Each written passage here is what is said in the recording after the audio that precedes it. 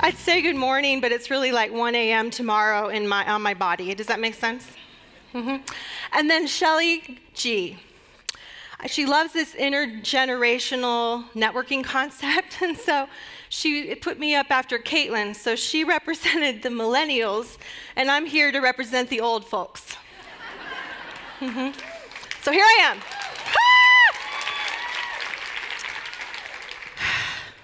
Has it been a while since you thought about the concept of a message in a bottle? I actually right now live about a 15-minute walk, I don't want to make you jealous, but a 15-minute walk from the edge of the island on the west side of Singapore. So if I really wanted to, I could put a message in a bottle and send it out. And the thing about the message we put in a bottle is we don't know who's going to get it. We don't know how much they might need to get our message, and we don't know what impact that it might have on their life, right? And so here's the good news, because these days this is not very effective, but I'll tell you what is. This is the most effective tool for getting your message out ever. Do you agree? Yeah. And so I'm going to make a bold statement to you, and it's that I believe that every person in this room has a message, a strategy, or a story that you should take to the world. When I say that, it might freak some of you out. So let's look at if it's everybody in the room, everybody in the world. There are people in different places. So you might be a 10. So the 10s know they got to get their message. They are publishing books, they're live streaming, they're crushing it, they're doing blogs, they're speaking, they're doing anything they can to get their message out because they're ready and they know it's time and they're working it. But they probably didn't start off at a 10. There's the people on this end, and you're like, what do you mean I have a message I should take to the world? And you might just have never thought about it before, but you might also just say, who would want to hear from me? What is it that I have to say? And then there's the 5s. The 5s are in the middle, and you were sitting here, and you know that you know that you know. You're just sitting here, and you're like, I know I have to get my message out. And maybe you've not done anything. Maybe you've been thinking about it. Maybe you've taken a step. It's all about taking a step. So no matter where you are, if you're a 1, a 10, or a 5, I want you to know that I get where you are. I've been where you are. And I still, being a 10 in that is a challenge, and it is something to really keep going day after day, year after year with your message. So I stand before you, and as a representative of the old people, I'm still 50 years old, not quite 51. So, am I the only white-haired woman in the room? I wouldn't mind. I might be, but I decided when I turned 50 that I earned this, and that I was going to do it, but I do it with style. So, just saying. So, and it's not that bad a gig, so if you ever want to do it, I'm just here to encourage you that it's okay. It's okay to be the real you. So, but as a 50-year-old, in my 50 years, things were sort of normal, the first 12. And then there was this big chunk of 30 years in there, and there's been 8 years since. But in that chunk of 30 years, I experienced things in my life that we all have life happens to us, right? Life happens to all of us, and our stories are all different. But I'm willing to bet I might be the only one with this story. So how many guys we have in the room? Raise your hand. Guys! Let's give it to the guys. Okay. I don't think you were ready to hear this today, guys, but here it comes. So when I was in 6th grade, it was about the time, it's a little awkward, but many of us women start to think about, puberty happens, and guys, you know about puberty, but it's that awkward time when you're supposed to start your period, and I found out at that time that I wasn't going to start my period like all the rest of the ladies, not the guys, but like all the rest of the ladies. You see, I was born without a vagina. And so to have my first period, I had to have surgery when I was 12. And it was at that time that I took on I took on things that human beings really, shouldn't. A lot of us have things that happen to us and we shut down. And so I took on that I wasn't good enough and it wasn't okay to be me, and it was so bad how I was made that I couldn't tell anybody. So some of you may have recently, it hit social media, but some of you may have seen the stories about the woman who was doing a GoFundMe to raise money to get pregnant because she didn't have reproductive organs. Anybody see that? Nobody? Oh, maybe I'm the only one paying attention. Anyway, so I've gone through life and thinking, my parents, they did the best they could. They thought it should be a secret, but there was that portion of me was like, it's so not okay. I'm not okay. I can't tell anybody. And so the interesting thing about it is recently I got to see men and women bashing this woman, because she was born without a vagina, and how they made fun of her. And I was like, well, maybe it's best people didn't know, right?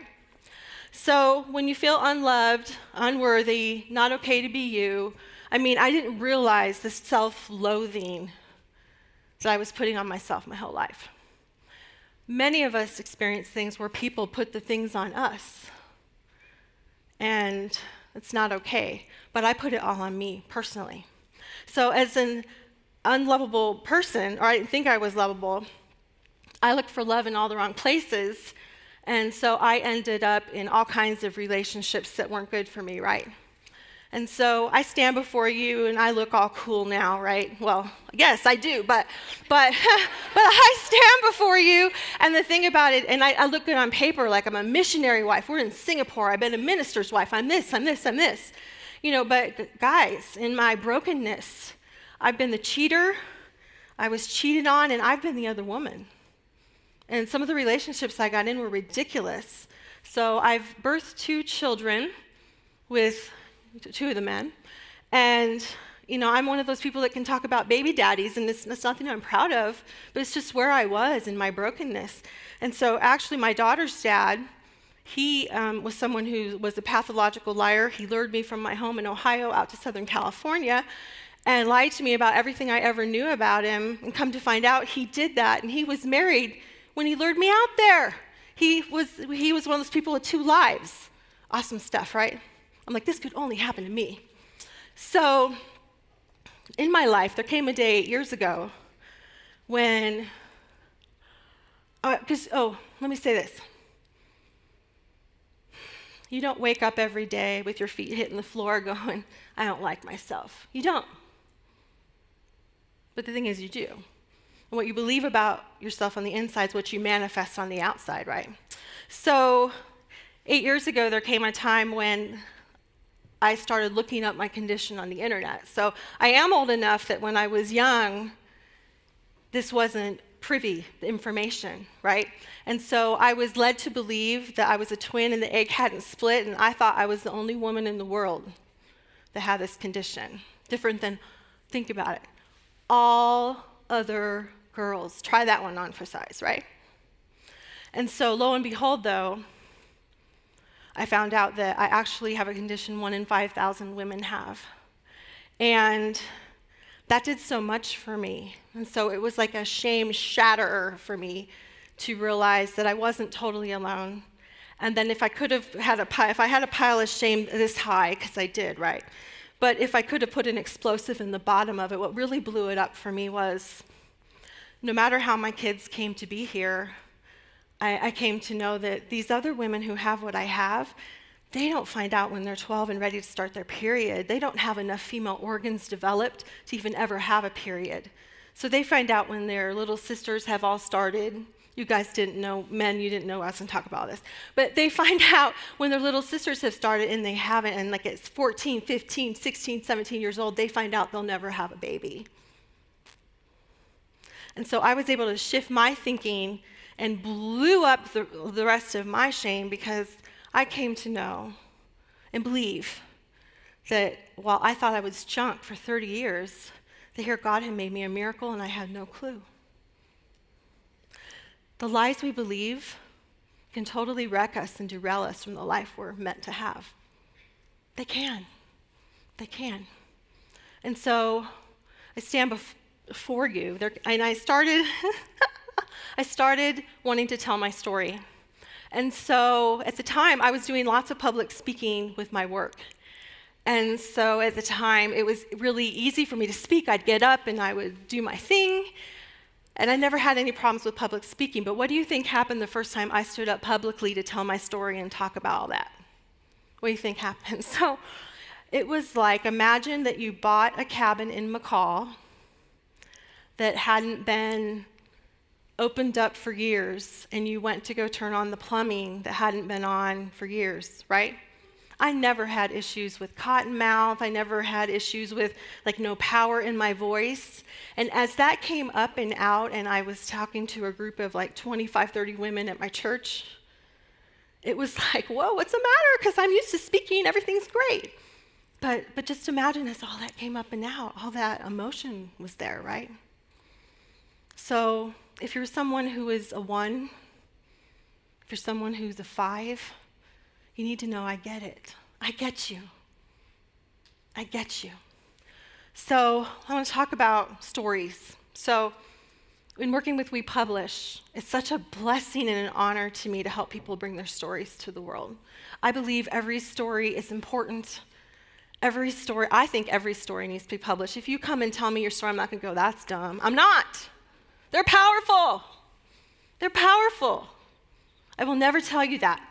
I would never turn you away. But what holds us back from telling our stories? So I'll tell you what it is, and it's procrastination, right? Resistance, not taking action, holding back.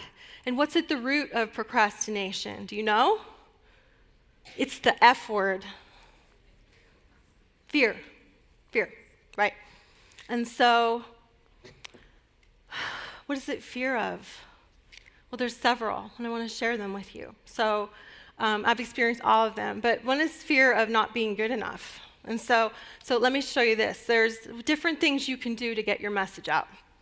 And so, you may be someone who, maybe your message is that you want to share how you got over your brutal divorce and have gone on with your life. Maybe that's your message. And that's a very important message to get out, right? It might be your story and your personal experience, but it might be that you are someone who, anybody here do taxes?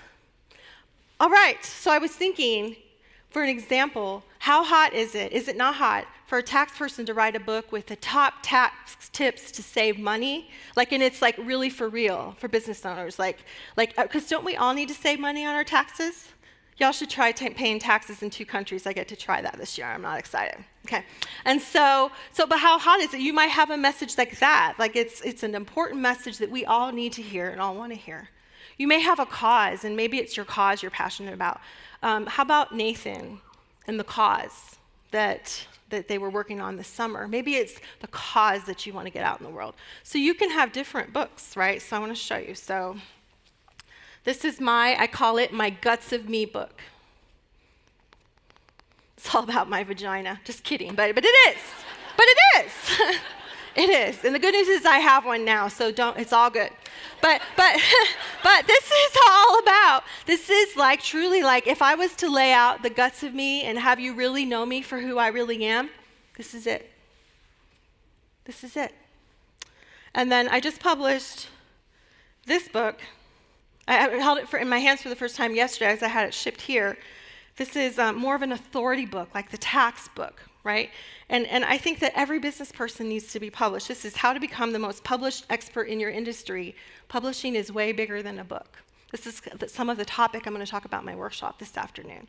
I want to encourage you, don't just think if I don't want to write a book that that's all there is with your message, because there's so much more. The book is a piece. So don't think that, I don't want to talk to Terry because I don't want to do a book, because there's so much we could talk about. But there's these different books. And so what holds you back? The not being good enough. No one knows me, and I've only been doing taxes 20 years. We think that's not good enough, but it is, right? And so we all struggle with that, I think, a little element of not being good enough. And so there's the second thing, and it's huge. And it's fear of exposure. Exposure. So I didn't want anyone to know about my vagina. I was working with, thousands of co-ed business owners, and I would have never wanted the men. I was mortified. So guess what I did? I appeared to be a largely very effective leader of like 600 business people, knew thousands of business people in Southern California, but I would hold them at bay. I wouldn't get too close with them. I couldn't. If you got too close with me, you might find out. So now I look at it and I realize what wasted time it was, because what impact could I have had on those people if I just would have been real with them and given them a chance to be real with me? So I have vowed to never waste time like that again. I want to be real with people and encourage them to be real with me. So what else is it about exposure? So many times, this is what I love about working with We Publish, is I have people call me, men and women, and they'll say, well, this is the first time I've ever told anyone this, whatever this is. And here's the thing about being able to get your message out and ignite the light. And the first one is, if you were to write anything down, here's a couple of things, is you have to shed the shame. Hashtag shed the shame. Instead of being embarrassed about how I was made, you know what, the more okay I am with it, unless you're the guys, but the more okay you can be, right? And this is something to write down too, okay? If this is anything you take this whole weekend, it's not because it's from me, but it's this. Ready? It is a beautiful gift to allow yourself to be loved for who you really are. It is a beautiful gift to allow yourself to be loved for who you really are. Most of us won't give ourselves that gift, but I have found it to be the most incredible thing. And we fear judgment in being exposed. And, I talk readily about the mistakes I've made, and I am so not proud of them. I'm so not proud of them, but guess what? You can grow, transform, and change, and you can use your mess, and it can become your message, right? So, another thing about exposure is you have to be willing, right? And it's that